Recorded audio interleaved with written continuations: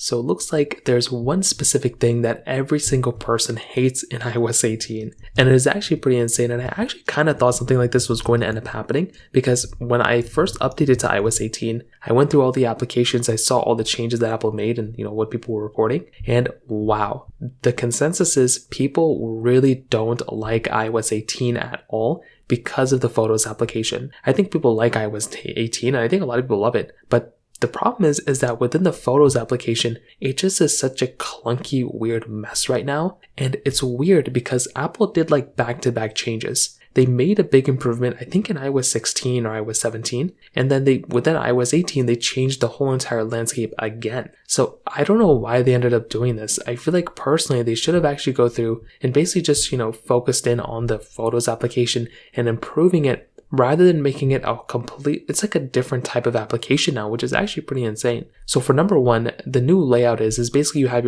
all your photos there, which is good, but essentially they're claiming it as the biggest redesign ever. But the problem is that it just looks so different, and I'm not really a big fan of it. On top of that, they removed the tab bar at the bottom. So there's no longer a way of basically going through and seeing all your other tabs at the bottom, which I was so familiar with. I personally like the tabs at the bottom because you're able to go through and switch over to different things. Now it's like one page and you have to scroll through everything. And I don't know if I'm that big of a fan of it. I feel like the Photos application, personally for me, it would have been a lot better of an idea if Apple were to keep the tabs at the bottom and basically go through that way, because I like being able to go through and choose the albums and choose the this or that. It's like making it a lot easier to do it. I don't know how it's this big of a thing. I don't know how they went through this. I don't know what the benefit is of basically doing that. Now, I do like the fact that there's a lot more enhancements in the back end. Like, I like that the search is a little bit better and all those other things. But that new Photos app, from what I've seen, it's not really that great of an idea. I think I